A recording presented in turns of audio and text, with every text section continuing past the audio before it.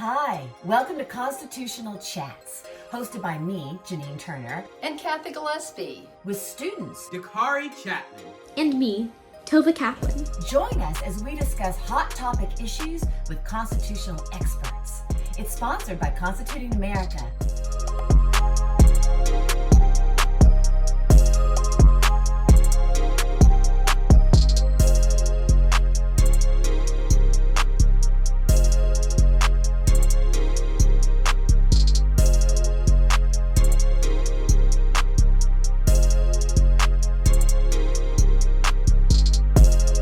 Welcome to Constitutional Chats, hosted by Janine Turner and me, Cathy Gillespie, where Janine and I, along with Constituting America's student ambassadors, Toba Kaplan and Dakare Chatman, chat about hot topic issues with constitutional experts. And today, we're talking about Federalist Paper 51 with our special guest, Bobbi Herzberg. But first, I'm going to introduce our moderator and the founder and co-president of Constituting America, actress Janine Turner. Janine Turner is famous for her role as Maggie O'Connell in television's Northern Exposure. She's the founder and co-president of Constituting America, which launched in 2010. And she's still acting, but she's also actively teaching kids about the U.S. Constitution, given over 540 speeches to classrooms across the country. And most recently, you may have seen Janine in Lifetime's Patsy and Loretta, where Janine starred as Patsy Cline's mom this past October. Now, we also, Janine, do you want to say something? Just hi, everybody. All I need to say is, and everyone will understand, I closed my apartment in New York City, and everything arrived 2 days ago. And then there were storms, and the only place I had for the 41 boxes were on my porch. And since there were storms, I had to throw everything inside my house before the storms, and I've been trying to make my way through my house and unpack. So yeah, that explains why I was late. Sorry, everyone. So next we'll introduce Toba Kaplan. Tova is 16 years old and lives in Chicago, Illinois. She currently serves as the National Youth Director for Constituting America and runs the National Youth Advisory Council. Tova is a 3-time winner of the We the Future contest in the entrepreneurial category, where she created a marketing plan, she created a PSA, and the STEM category, where she created an app. Tova is passionate about educating and empowering young people to use their constitutional rights. Tova, would you like to say hello? Yeah, hi everyone. Thank you for joining us, and thank you, Janine and Cathy, for making this possible. And we also want to introduce Dakare Chatman, who's another one of our student panelists. Dakare is our Constituting America student ambassador. He's 17 years old and is currently a junior full-time college student in South Carolina.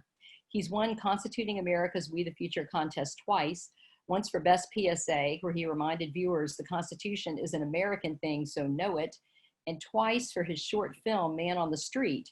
Dakare is actively involved in our National Youth Advisory Board. He's a working actor, seen most recently in HBO's The Righteous Gemstones and in Netflix's Outer Banks, which just came out about 2 months ago. And Dakare has some exciting news that he just booked a movie. Now, Dakare wishes to be an actor, but also a politician. And he says that you must be an actor to be a politician. Dakare, do you want to say hello? Hello to all you American people out there. Thank you for joining us, and we hope you enjoy today. For our very special guest, Dr. Bobbi Herzberg. Dr. Bobbi Herzberg is a distinguished senior fellow in the F.A. Hayek program in advanced studies in philosophy, politics, and economics at the Mercatus Center at George Mason University and emeritus at Utah State University. Dr. Herzberg previously held faculty and administrative positions at Utah State University, Indiana University, Bloomington, and at the John Templeton Foundation in their individual Freedom and Free Markets program. Her research and teaching focus on political economy, public choice institutions, federalism, which I'm sure we'll be talking about today, and U.S. healthcare policy. She's past president of the Public Choice Society and a current board member of several professional associations, including the Philadelphia Society and Rising Tide Foundation Advisory Board. In addition to her academic work, Dr. Herzberg has extensive experience advising state policy committees, including the Utah Health Policy Commission, the Small Employer Health Benefits Group, the Medical Education Council, and the Health Advisory Group. And Dr. Herzberg has written essays for our 90-day studies, and we're very appreciative of that. She most recently wrote an essay on Franklin Delano Roosevelt for our 2013 Classics That Inspired the Constitution study. So thank you, Dr. Herzberg. Well, thank you all for having me. I'm very excited to be here today. I'm a big fanboy of the Constitution, so always have been. Always think in all of my teaching, I've always had people read the Federalist Papers, spent quite a bit of time. Sometimes students were not as thrilled that they had to read these. People wondered, had they been translated? I always love that one. What language were they written in before? I'm thinking English, that is English.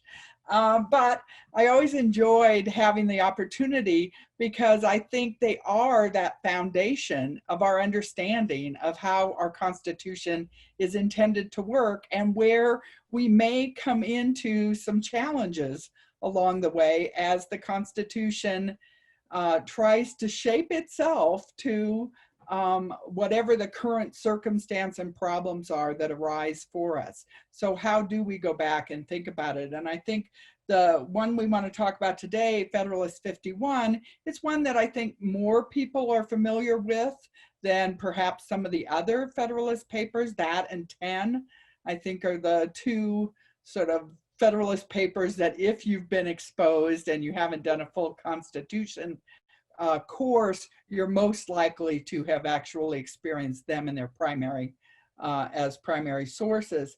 Part of that is the SAT now is using those. AP often treats these with some depth. And as a result, I think more people are aware of them. So I'm really pleased to be able to have the opportunity to talk about 51 today. So in talking about it, one of the ideas about that Madison is laying out for us here, and one of the fun things about the Federalist Papers is it was written by a committee. In essence, each of the essays were written by a different founder, and those founders didn't always agree. And they may not have even fully agreed with everything that they were writing down, that this was very much designed to try to convey to those people who were worried about what this new Constitution would mean for their own liberty and their own capacity to govern themselves. And so they needed to be convinced. And these Federalist Papers were, in essence, those early convincing arguments. Here's our best argument to put forward and why you should support this as an improvement on the Articles of Confederation and some of the challenges that had emerged out of there. And Madison was the founder who I think saw, one time I referenced the different founding and the debate that was going on at the time as Madison and Jefferson frequently were having conversations during the time of the Constitutional Convention and writing letters back and forth to one another as Jefferson was not there. Different perspective coming from across the pond as he was out of town. And they were writing back and they were talking about some of the concerns that were going on. And I always thought Jefferson was the heart and Madison was the brain, sort of the Venus and Mars kind of consideration. And we very much see that in this particular essay. Madison is noting, if men were angels, all this would be unnecessary. The reality is we can't count on angels. If you can't, it's not to say some people won't be angel-like in their interactions with one another. We know there are people amongst us who are quite altruistic and willing to work and give great philanthropy, great commitment to their fellow humans and work for the common good. For example, this activity, all of these people you see on the screen and working today are working out of their commitment to doing this for others, to share with them the ideas that they think are so critical and so important. And so we know people can be that way, but if you count on everyone being that way and they are not, what is the consequence for the way in which that governing arrangement will operate? And I think that was Madison's true concern. And so he said, we can't simply depend on personalities. We must depend on the institutions to protect us against a personality we do not anticipate, or a personality that comes in with different interests and different pursuits. And so let's design a system that will do that. And the system that they designed was power checking power. And this is developed also in Federalist 10. So again, those two are often paired as a way of talking about the different institutions of the US federal government, and then the system of federalism that's there. And this essay doesn't go into those details to the same extent, but it's really anticipating that logic of checked powers and power checking power. And the logic of that is, if you don't have the power to press back against another in the system, then you can get run over by the power that we're going to, as individuals, grant to government, so that we can do things socially, we can do things together. They all recognized it was important to have the capacity to work together socially.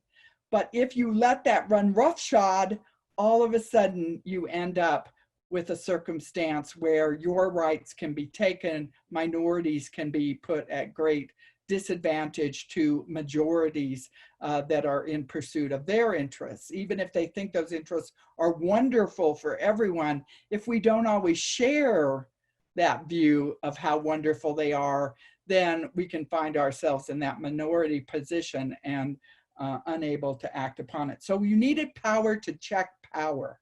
If you're going to give government power, you needed government, in essence, to check the power.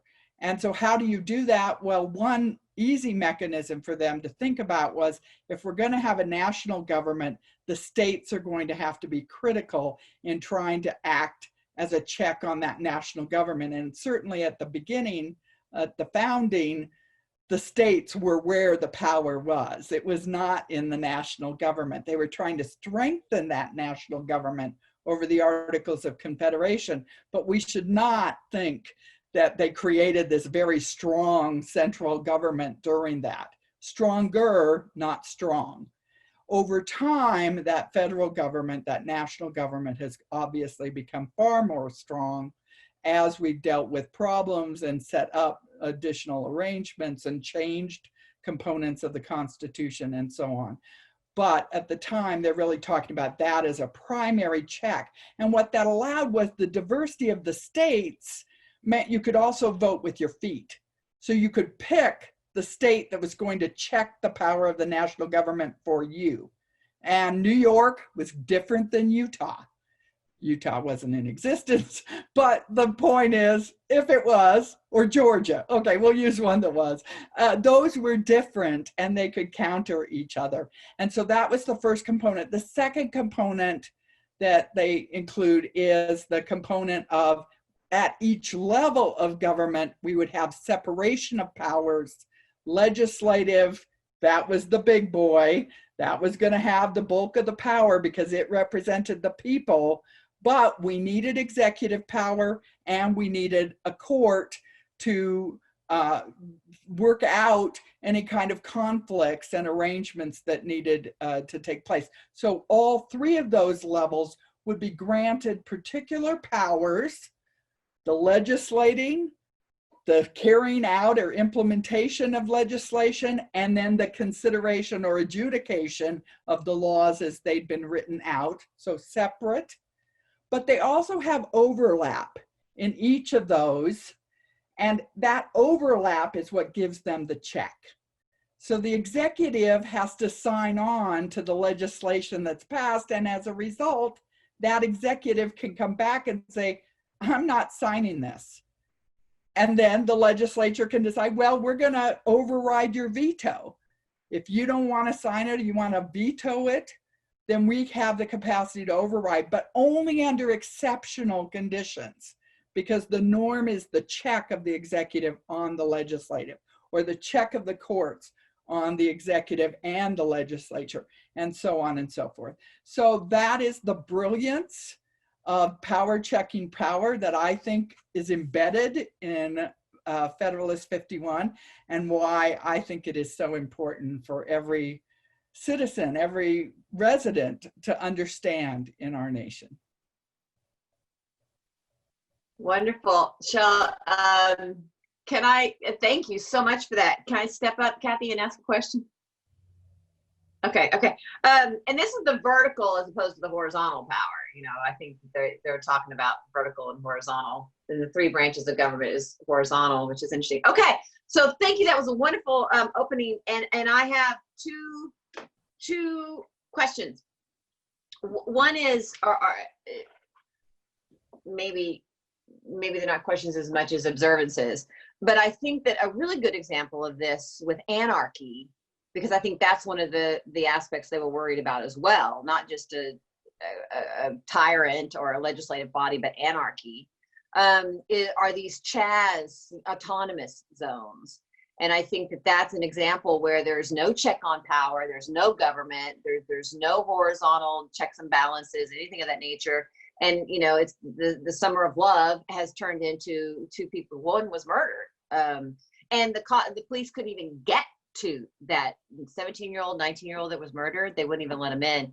I think that that's men are not angels. I think that there's the aspect in our country, you know, you said it really well, where I think we have a challenge that makes us better, but it's also a challenge that can also make things very dangerous. And that challenge is the heart versus whatever else you said. It was the heart versus reality. And everyone has the heart to want to do the right thing, but then there's a reality.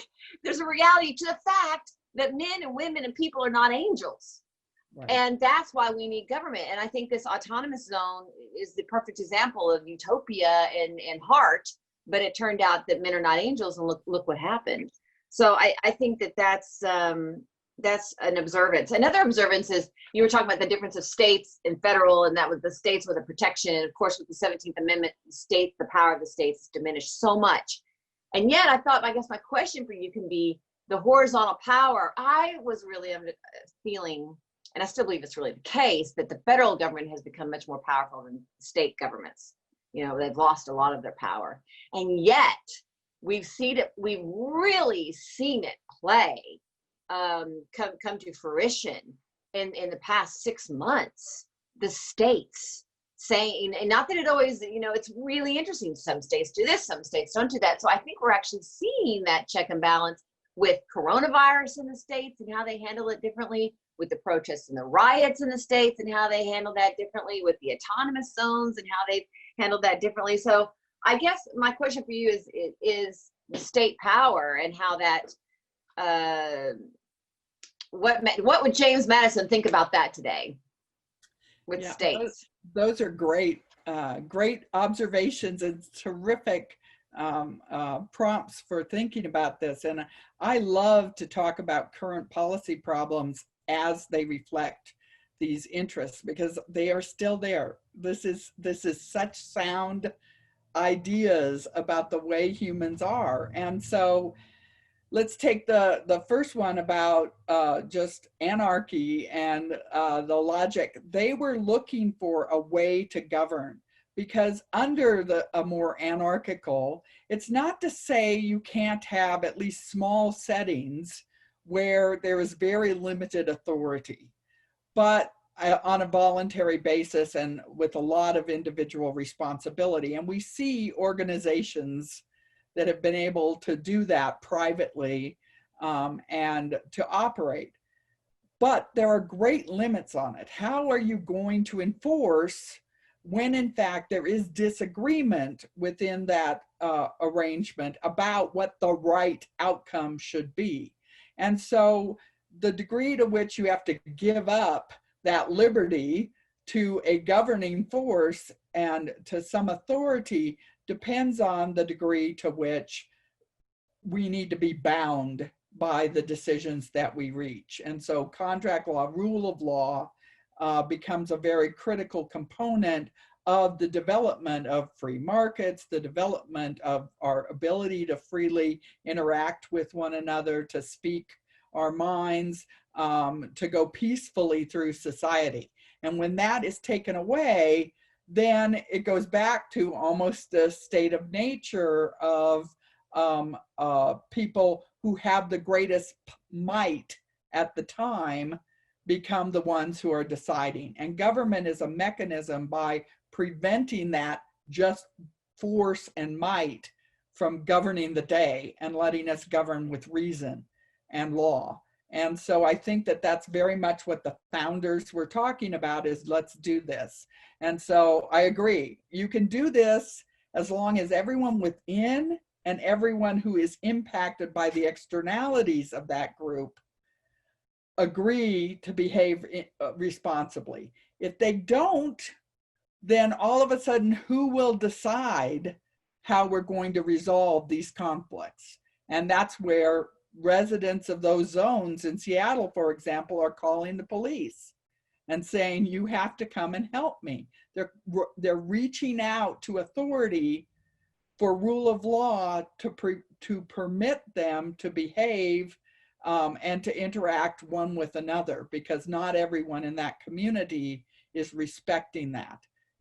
And certainly if you're shooting one another, that's a pretty fundamental disrespect that people are having one towards another. And so it shows, even when you're trying to prove a point that you don't have to be ruled by these kinds of laws, it can break down pretty quickly. The COVID, I think, is another fabulous example. And it does show, when I taught classes on states and localities and federalism, I would ask the students at the beginning, and they would all say, well, yeah, the federal government is the most important in my life, of course. And I think that's the focus of the media. It's the focus of our now attention, that we tend to get our news frequently from that national setting or even international setting. And as a result, we don't realize how many things are actually directed locally and directed by our states. And so the first thing I would say, well, especially when I was teaching this at Utah State, I would say, if you don't think there are differences between the states, then you've probably never been to Nevada. Because if you jump over the line here, life is very different in terms of your daily life and what you can do than if you jump over the line and live in Utah. So Utah, Nevada, both desert states, both fairly low populations, both with a metropolitan center that's very concentrated and tons of frontier land. Lots of things make those states almost identical. But no one who's been on the streets of Las Vegas would ever confuse it with the streets of Salt Lake City. And so that difference suggests how much our local laws and rules and our community values really shape the way in which we operate. And in COVID, public health is very much a state level issue. It's constitutionally defined that way, but also it has remained largely a state level issue, even though there are these externalities that emerged in this pandemic type setting. Most of the power and the police powers are the other component that are state level decision making, where the police get to decide you have to stay inside and we're going to put you in jail if you open your hair salon in this state, but not in another where we're letting people, wander, or you must wear a mask or you won't wear a mask. Those kinds of decisions are very much being made at the local level, and all kinds of other decisions with regard to what is considered safe and what isn't, and how we'll respond to it, and whether or not there'll be redistribution and so on. So we're seeing a lot of federalism, as you note. I think that's so important. But we're also seeing people wanting to blame the other level of government whenever it's not going well. So there is a blame pushing that goes on between the states and between each state and the national government as they try and pass that responsibility to someone else so that they don't have to take that political blame if things don't go well within their own context. And I think it's that responsibility link that has led to so much of the confusion. I'm going to pass this on so everyone else can ask a question. But I really, really love what you said about we no longer really watch local news. Mm-hmm. You know, we watch national news with cable. That's what cable has done. And because it's national, we see things more from a federal and national perspective instead of a local state perspective. That's really, really interesting. Okay, Tova. Yeah, thank you. This is all so fascinating as always. So as we all know, the Federalist Papers were created to address weaknesses in the Articles of Confederation and, urge people to adopt a constitution that was based around the principles of checks and balances and, law and order and everything that was talked about in this Federalist paper. So I was wondering, what are the specific weaknesses in the Articles of Confederation that this Federalist paper was addressing, and what was Madison's proposed solutions to those weaknesses? That's a great question. Thank you. And I will tell you now, I am not a historian and I am not a constitutional lawyer or constitutional scholar. So I'm going to answer it from the perspective of sort of political science and economics. But here's the way I understand that. And that is that the Articles of Confederation had really power. They were such a loose confederation of power. And that means that there is no center in a confederation in the same way. It is a mutual agreement. So if we join a club and we decide that we can leave the club or we can come into the club and we're all equal members in that, then that would be comparable to the Confederation. And it had rules that allowed the group to act together, but they were exceptionally conservative in the sense that they needed great consensus in order to act as a group as opposed to acting as individual states.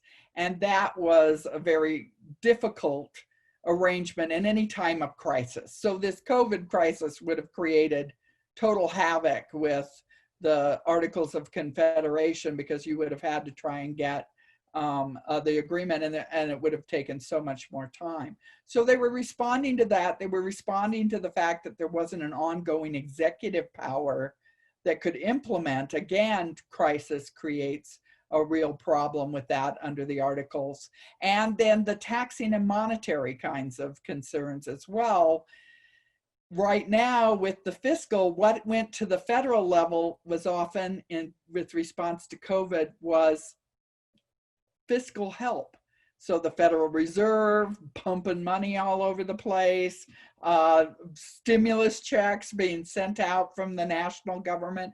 Those are things that are harder for the states to individually do, in part because, for example, New York got hit very, very hard, but Utah didn't get hit as hard. Now every state's going to say they got hit hard because they see up front and close, but it was clearly some regions were going to be more impacted than another, and you want to be able to address that. But when we're all operating individually in our fiscal domains and monetary domains, it's very hard to get that kind of coordination. It may require a larger level to do that. So those are all things that shifted with the proposal of the Constitution. And this argument is to say, but it wasn't too much centralization. It wasn't too much consolidation. You aren't giving up everything. Here are all the ways that the individual minority or states can protect themselves against to an excess of power at the national level. And even today, with as much consolidation as we've had over time towards the federal government, we've seen that a lot of control over these issues, whether it's regulating the healthcare workers and licensing, whether it's the supply of PPP and all those kinds of things. If that's what we're looking to, we're often looking closer to home to our states. And so this is one of those where, even though the feds have gotten very powerful, they're still checked by the states. And we saw some of the states check that even in the courts, take it to the courts. Can the federal government seize ventilators or not? Is that allowed? So the courts have to come in to try and check that. So that's an example, I think, of where Madison is saying there will be opportunities for you to take them on. So I think that's probably as good as I can do at this point. That's a really important and interesting essay question that we could take for hours to talk about. Yeah, it's so true. It was a great explanation, though. Okay, Dakare.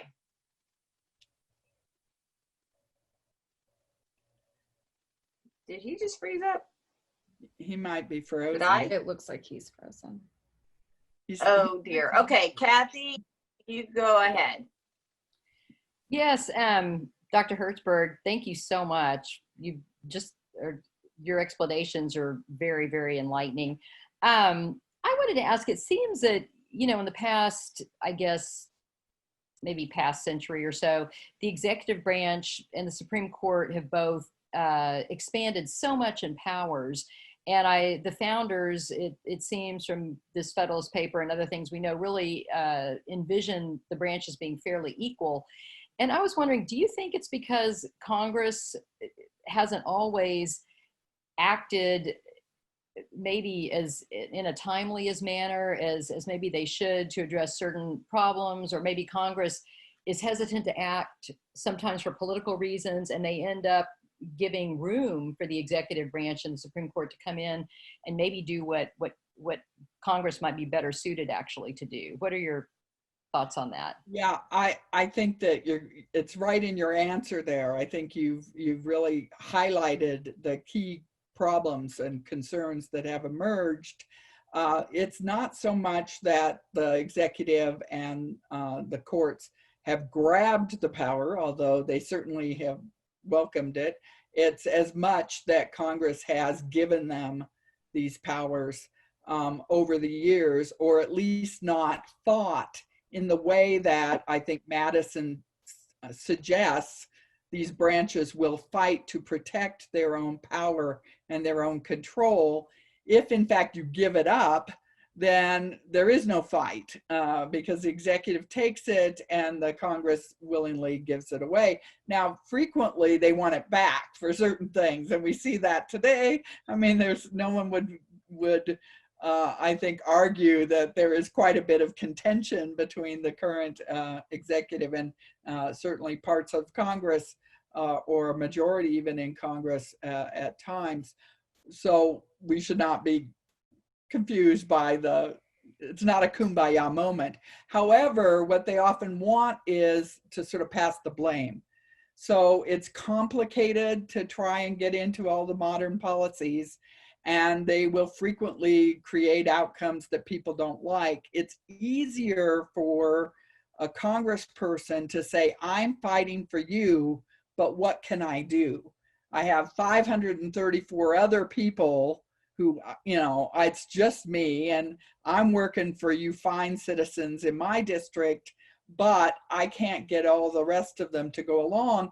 And it's that president, he won't go along, or the executive branch has messed it up. And in fact, there are arguments in the literature that would suggest that they actually take credit for fixing the problems that emerge by passing the policy over to the bureaucracy and then blaming bureaucracy. When was the last time you heard a really rigorous defense of bureaucratic efforts? No, we blame them. They get, it's about getting lost in the bureaucracy, the complicated things, the forms that you fill out. We've recently had a tragedy in our family, and the only ones who were difficult to deal with were government. Everyone else were human about it, but government was operating with process. The logic behind that is we treat everybody the same, but that can be very problematic at many times. And so that inability to be sensitive to the circumstances and be very process driven is not very popular.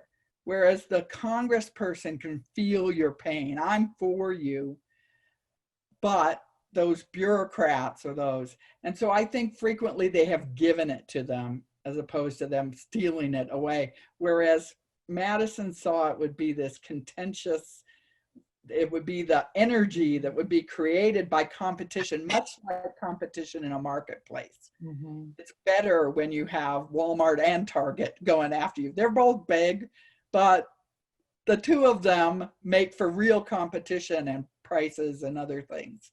And I think that was his logic here. If one gives it up, that doesn't really work as well. You get more collusion. Thank you. I hope that was helpful. I want to pass the question to Kari, but I think a good example of passing the buck that's happening right now is DACA, because DACA, and that's the immigrants who were children when they arrived here, and now they want to be citizens. Obama took that over as a federal, as an executive power, but it really wasn't supposed to be executive power. It's supposed to be a legislative power. So the legislative is letting the executive do it, but the executive branch isn't supposed to do it. The legislative branch is supposed to do it. And that's what Trump has been taking to the Supreme Court, is saying, not that, the DACA decision is supposed to be written in the legislative branch, and you're dumping it on me. And so I'm going to give it back to you because it's supposed to be done by the legislative branch. It was interesting that the Supreme Court decided the way they did on some technical error but not on the real merits of the situation. But isn't that that's an example, I think, of exactly what you're talking about?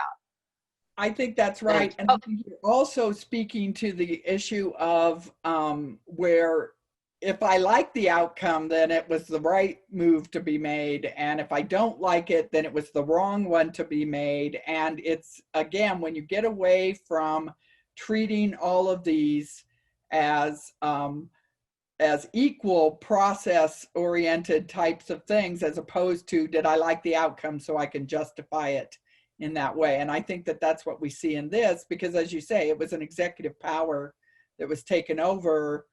And normally the court would say, well, that should go back to the legislature. But if in fact the policy has been in place for a while, it may take on almost a common law way about itself, where is it fair to those who have worked with this as the policy of the day to go back to the old process? So when you give it up, it may be impossible to take it back, even if it legitimately should have belonged in your process. And that's the danger.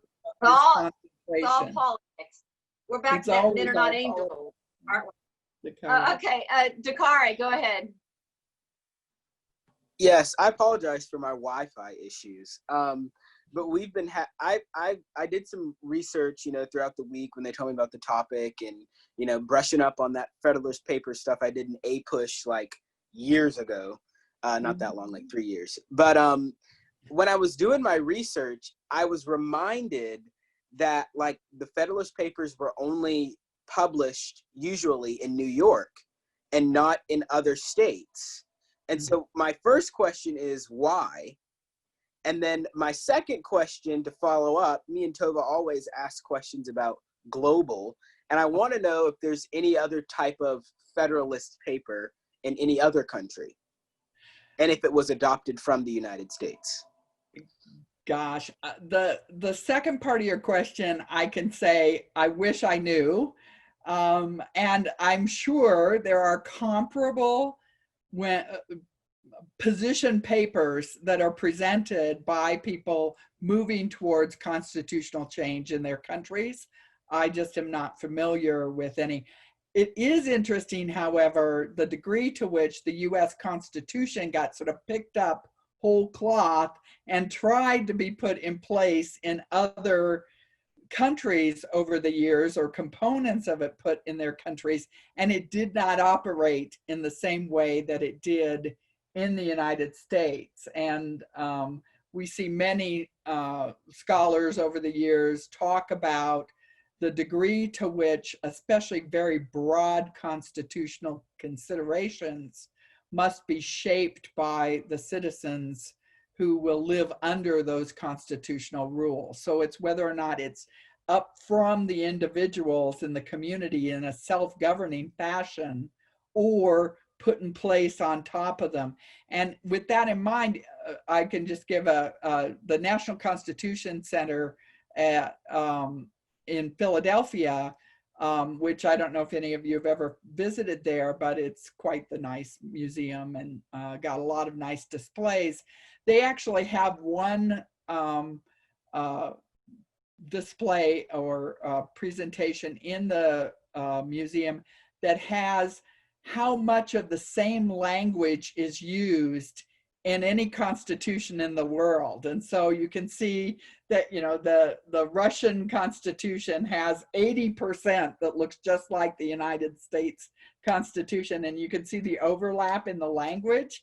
And it's fascinating to just go to the map and push two buttons and see, well, here's all the way in which they say your right to free speech is protected in that country that we may not think has much free speech, and the United States. So it's not simply the words, it is the implementation and the adoption of those words.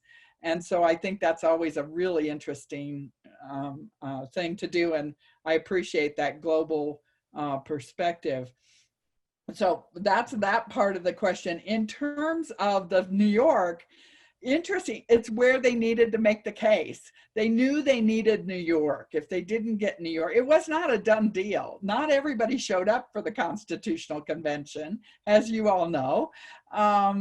So how are we going to get these guys to come on board? Now, whenever anything was published in the United States at the time, it did make the rounds.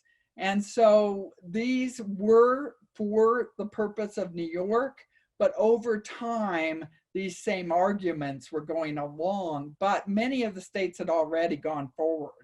And it was New York that was sort of going to, if it didn't go there, it can't make it there, you can't make it anywhere, kind of a, you know, New York still has this logic, but that kind of a notion. And so they said, we need more help to make sure that the anti-federalists and others who are trying to prevent this from going through do not win the day in terms of their argument. And they were very concerned that it was going to give too much power, that they would not be able to do some of the things that New Yorkers believed were important. And so they said, we'll write it down. That's why I also noted not all the founders agreed necessarily with what they were writing. So Hamilton sometimes wrote less centralization than in fact he actually argued for in the convention. And Madison sometimes argued for more centralization than he argued for in the Constitutional Convention. So they were doing a little PR marketing, not always perfectly true to their positions that they had taken over time. That's interesting. You know, and Virginia, I think I'm right on this, they deliberated for so long, the Constitution passed before Virginia, it didn't even matter by the time Virginia voted. Isn't that the case? And Rhode Island, a couple of years, you know, hanging out there by itself, didn't come to the convention. You know, it said, hey, we got our power, we're not going. We figure we're never getting as good as And they're probably right. I mean, they're teeny state, but they managed to without having. They passed it, but it had already, they didn't, I don't even know if they knew, but it had already been passed. Okay, Tova, go ahead. Great question. That was really interesting about the articles primarily for New York. Go ahead, Yeah. Tova. Yeah, that was so interesting. And, you know, one thing that I love about this paper is all of the like insanely quotable passages that there are. And one that really stuck out to me was ambition must be made to counteract ambition. And I feel like that is just a very succinct but really powerful statement. And I was wondering if you could talk more about what he meant when he wrote ambition must be made to counteract ambition, and then how we can see that principle in the way that our government was ultimately set up. Well, I think that really speaks to the issue we were talking about of giving up power to the executive or to the courts. If Congress is not willing to fight for their own power as ambition, then as an institution, then their power will be absorbed or taken up by others who are. And so presidents have been willing to fight for their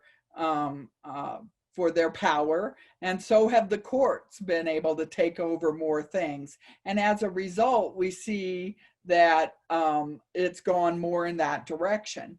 Now, one of the challenges of ambition, checking ambition, is in the Congress, individual Congress people are ambitious, but they're not always as ambitious for the institution as a whole.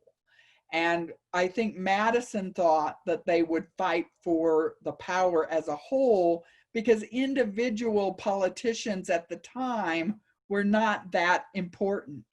And in fact, we saw people leave the presidency and go back, or leave the Congress, Speaker of the House, and go back and be in their state legislature. You would never see that kind of thing today.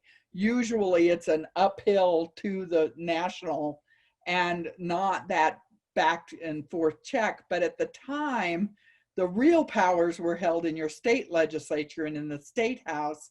And so you wanted to go back and serve in that capacity. So we saw very powerful people in Congress say, I got to get back there. And it was almost your duty to go and serve for a while in the House of Representatives, because nothing happens there instead. And once you'd earned that, then you could go back and be a force in your local and state powers. That just doesn't even make sense to us anymore, I don't think. It is the case. I'm in Utah right now, and John Huntsman is back running to be governor, again, having gone nationally and now coming back in some capacity, but that's rarer than it used to be, certainly.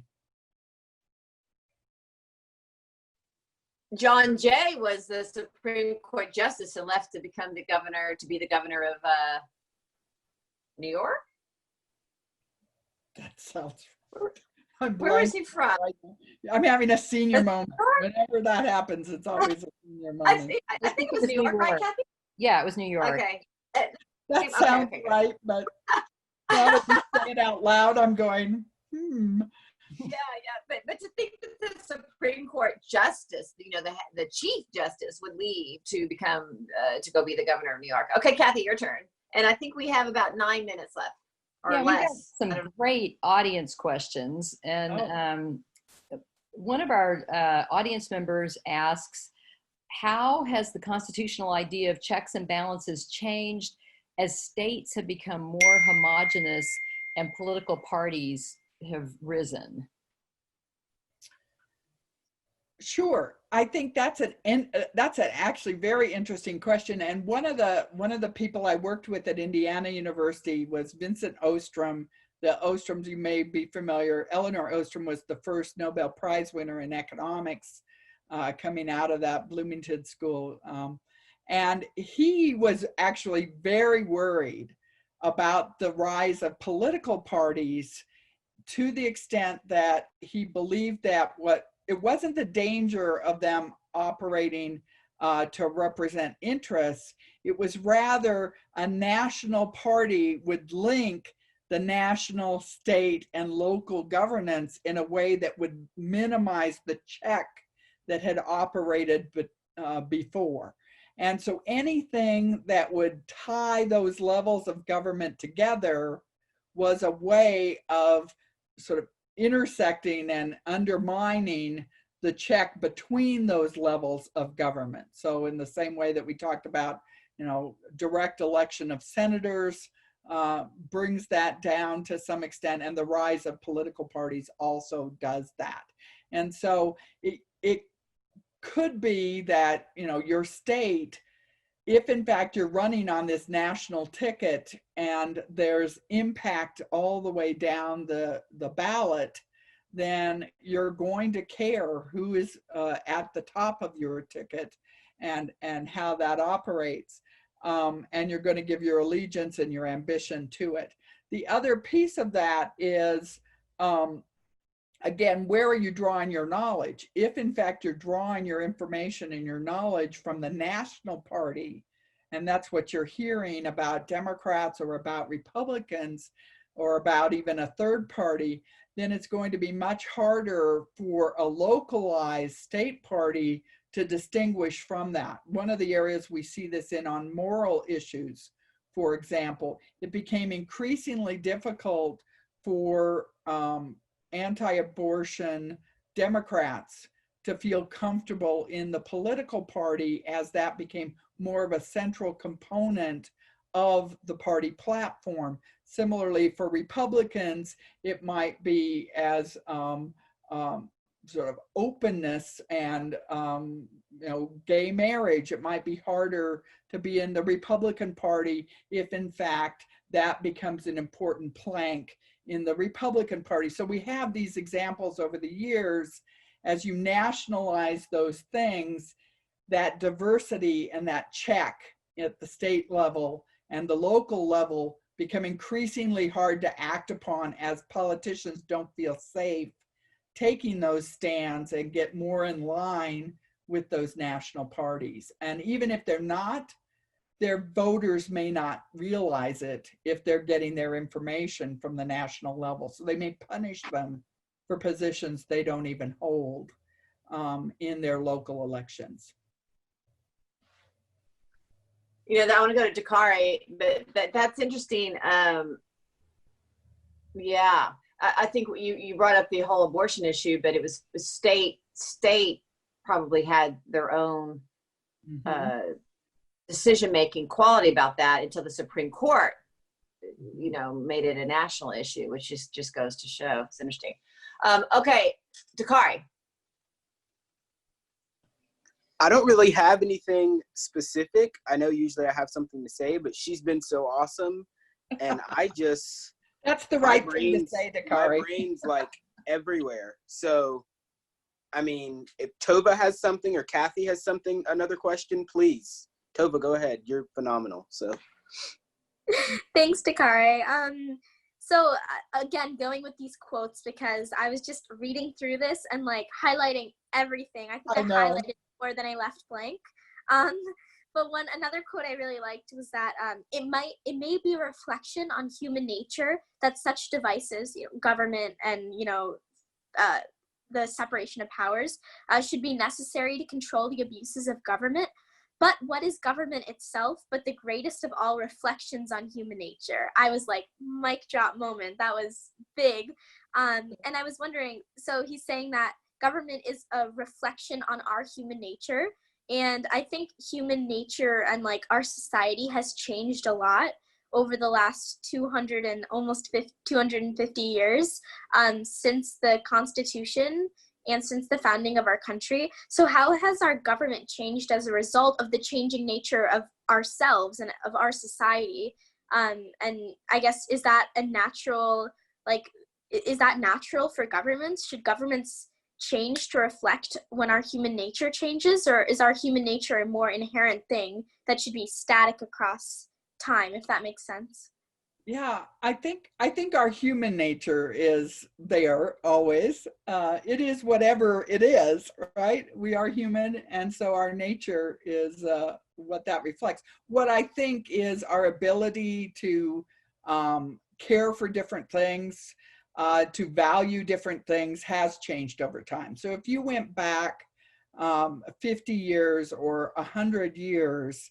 But let's take the 1918 pandemic, for example, where millions of Americans died. It's a current kind of interesting circumstance. It is not that government did not want to do something about that pandemic. And they did have quarantines, but they only quarantined people who were currently sick and provable sick to be in households and to have to keep away. It wasn't the entire society that could shut down. And part of the reason for that is you couldn't shut down the entire society because people needed to work to feed families. There was no way that you had the programs and protections in place or the size of government to step in and try to address that problem. So the growth of our economy, the sort of improvement in our circumstance, our knowledge about what it is that we can do to try and offset a serious pandemic type problem, all of those things have changed. And with them, our attitudes and values about what we should do change to update, to allow us to act in ways we could not have acted in 1918, despite the shared value that we might have held in both periods of time. And so I think that's an example where now, because we can, we do. Because we can tell people stay home and take care of this and stay away from other people when you're sick, and we will have money available to help you during this period, we have a tendency to want to use those mechanisms. And that's probably the biggest shift that's happened, is not our human nature to help others. It may be more our capacity to help others and our desire and sort of knowledge about what level of government might be best doing that, or is civil society better at dealing with that? And I think what you saw in this recent pandemic, companies were shutting down and sending their workers home before there were mandated shutdowns. Others that felt like they couldn't were still working, and they worked it out. But then all of a sudden you get this government overlay, and I think that that then stops a lot of the more creative ways that people were working out how to do this. And so on the one hand, it's possible to do things, but we sometimes think we can do things that maybe government really can't do. And that at the end of the day is up to us as humans to actually make those outcomes occur. I hope that wasn't too confusing. Got a little. No, it's 2:01. We have to wrap, but that's a fascinating question and answer that's very thought provoking. To think about how we change as a humanity and as a people, and our perspectives change, and the government changes. I mean, because it really is, we hire the government to, represent us and what we are looking for. And so the government has to shift really with the demand of the people in one way or another. I think an example I'll just toss out because we have to stop is how much everything changed from farming to urban life. So much was rural and then became so urban. And when that happened, that I think changed government from more of a local government, state government, to more of a national government in a lot of ways because of the factories and the things that were happening. Okay, well, Dr. Herzberg, you were amazing. You were so great. Thank you very much. Thank you all. What a great set of questions and what a wonderful audience. Thank you so much. Well, you were delightful and so incredibly profound and informative. So we cannot thank you enough for taking your time to be with us today. And you were just fantastic. So thank you so much for your time. Thank you. Keep up the excellent work. Make sure everyone knows about the Constitution. That's our mission. That's what we're trying to do. So, and we see how important, we might need to come back because we didn't really get to that vertical, the horizontal, get the horizontal, but the vertical is interesting too. But anyway, there's not enough time. But thank you so much. Thank you, Dr. Herzberg, again. It was wonderful. Thank you, everyone. See you Saturday. Yeah.